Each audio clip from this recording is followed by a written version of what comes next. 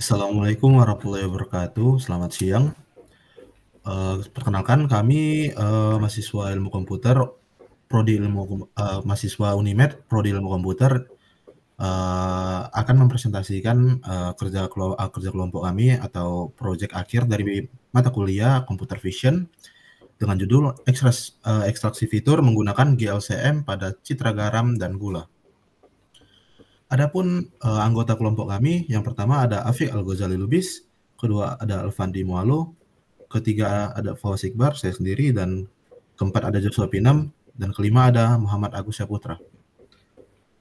Adapun dosen pengampu kami yaitu Bapak Dr. Engineer Mansur AS. Sebelum saya memasuki latar belakang, saya akan menjelaskan secara singkat apa itu GLCM. GLCM merupakan atau Gray Level Co-occurrence Matrix adalah matriks yang menggambarkan distribusi spesial pixel-pixel dengan nilai abu atau gray level.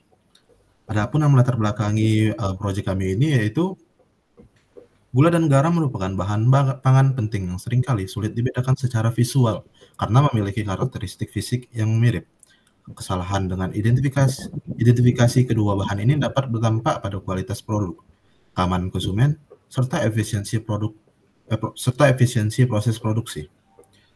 Melalui teknologi computer vision, analisis nilai RGB dan fitur tekstur seperti kontras, homogeneity, dan energi dapat digunakan untuk membedakan gula dan garam secara ilmiah. Adapun konfigurasi kamera dalam penelitian ini yaitu ISO dengan nilai 125, SS dengan nilai 1/90, WB dengan nilai 3400K, dan fokus dengan nilai 0,2.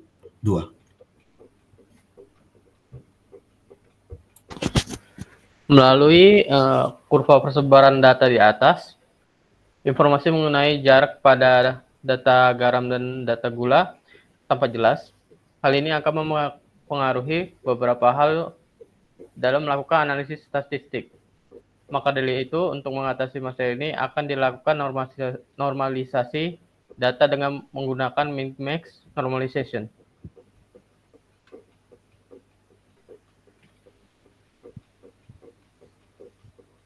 Melalui persebaran ini, tampak jelas bahwa data garam dan data gula tidak memiliki gap yang selanjutnya akan memberikan informasi yang akurat dan melakukan analisis statistik.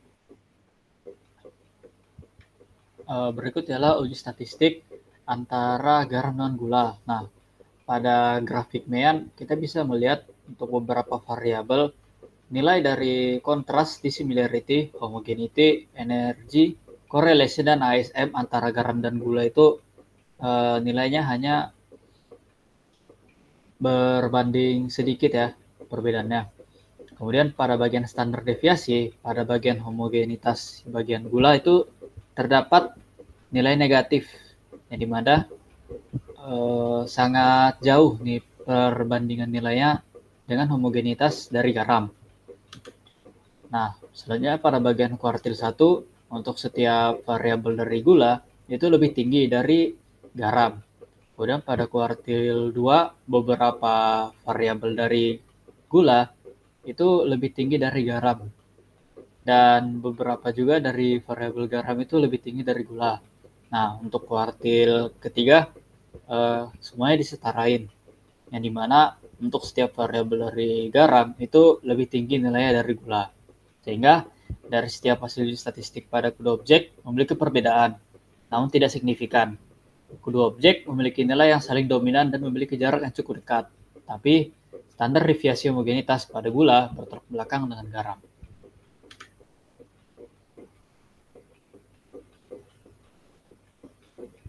Kemudian kontras. Pada grafik kontras ini, kontras berfungsi untuk mengukur perbedaan antara nilai keabuan piksel dalam citra.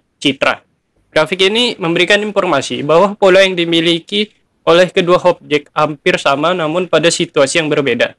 Namun secara jelas dapat dimuat informasi bahwa tidak ada grafik yang memiliki alur yang sama, namun memiliki beberapa titik yang bersinggungan langsung, yang dapat dilihat pada gambar bagian kiri.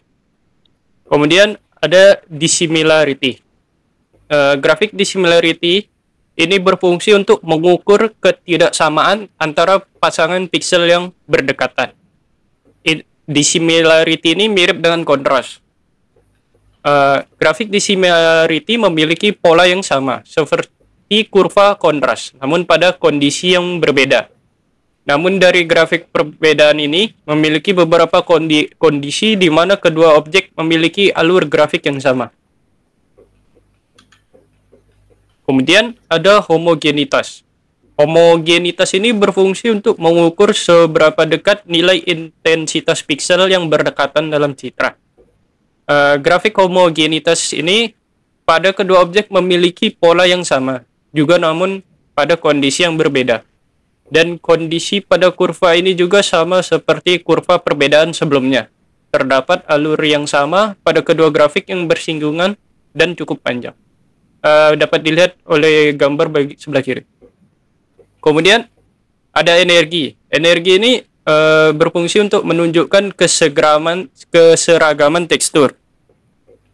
Dari grafik dapat dilihat bahwa terdapat fluktuasi dari kedua variabel baik garam maupun gula. Kemudian ada korelasi atau correlation yang berfungsi untuk mengukur sejauh mana nilai piksel berkorelasi dalam jarak tertentu.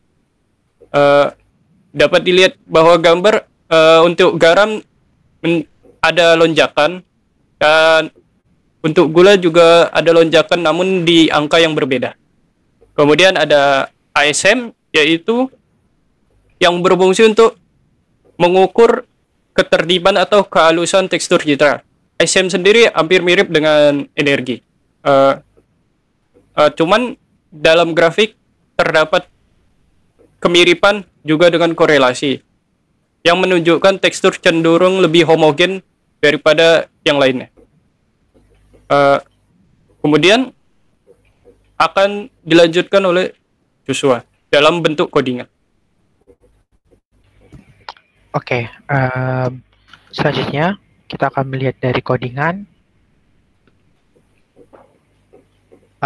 Untuk pertama, kita akan melihat bahwa codingan ini digunakan untuk mengambil nilai dari energi, korelasi, ASM, dissimilarity, dan lain-lainnya yang sudah dijelaskan pada PowerPoint. Maka kita akan selanjutnya untuk melihat codingan dalam membangun model menggunakan CNN.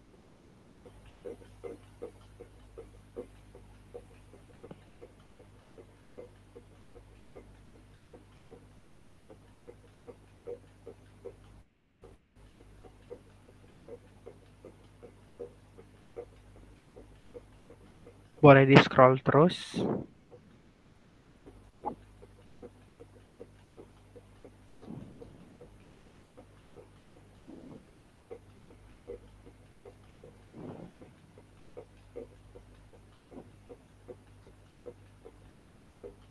Oke, sudah lewat, coba scroll ke atas sedikit.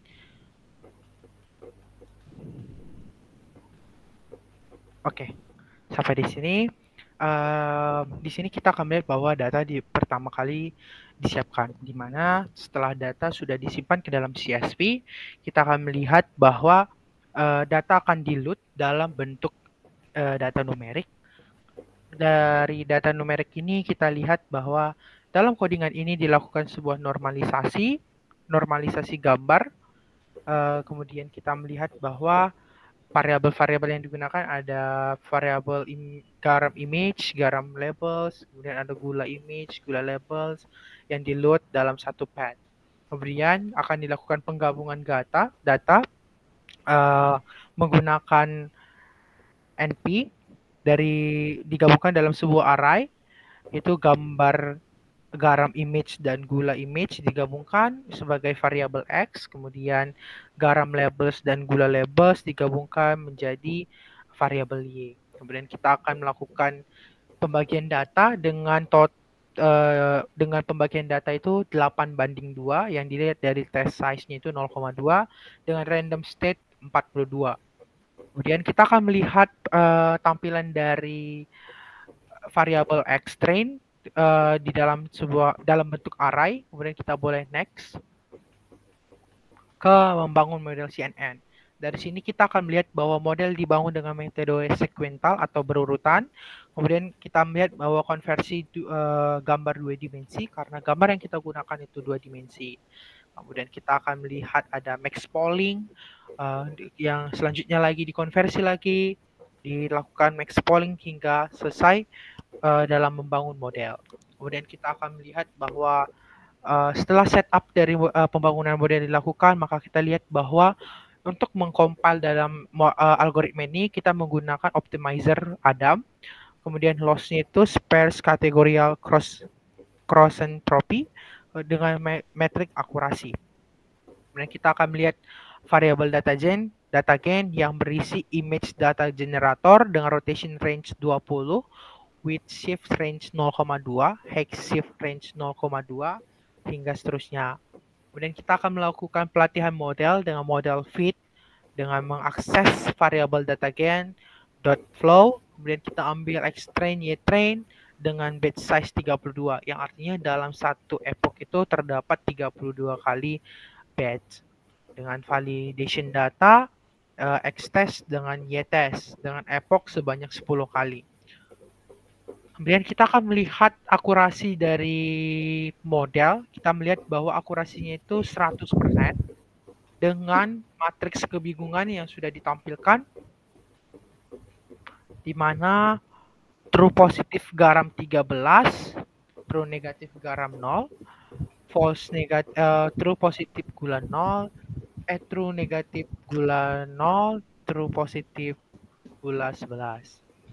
Kemudian kita melihat bahwa akurasi yang dihasilkan itu 1% dengan makro average 1, 100% juga dengan weight average di setiap variabel juga 100%. Kita boleh kembali ke dalam PPT. Kita melihat sebuah kesimpulan di mana dari hasil analisis dapat disimpulkan bahwa kedua objek memiliki perbedaan dari sisi RGB dengan menyampingkan beberapa kondisi yang mempengaruhi. Didapatkan perbedaan yang signifikan pada kedua objek. Grafik memiliki pola yang sama namun kondisi yang berbeda. Jika sistem klasifikasi dibangun tanpa penambahan tahap untuk melakukan klasifikasi, akurasi yang akan diberikan sistem tidak akurat yang seperti sudah kita lihat dalam sebuah codingan bahwa akurasi yang diberikan 100%, namun peneliti mengasumsikan bahwa model mengalami indikasi overfitting yang dimana model menghafal bentuk dari datanya. Karena dari beberapa grafik pemrosesan memang menunjukkan terjadinya perbedaan antara kedua objek, namun memiliki pola yang sama di kondisi yang berbeda. Sekian dari penelitian kami, saya kembalikan ke moderator. Oke, terima kasih. Mungkin itu saja yang dapat kami sampaikan mengenai tugas akhir kami, yaitu ekstrasifiator menggunakan GOCM pada citra garam dan gula. Semoga tugas akhir yang kami kerjakan ini memiliki manfaat untuk pendengar dan penonton. Terima kasih, saya undur diri. Assalamualaikum warahmatullahi wabarakatuh.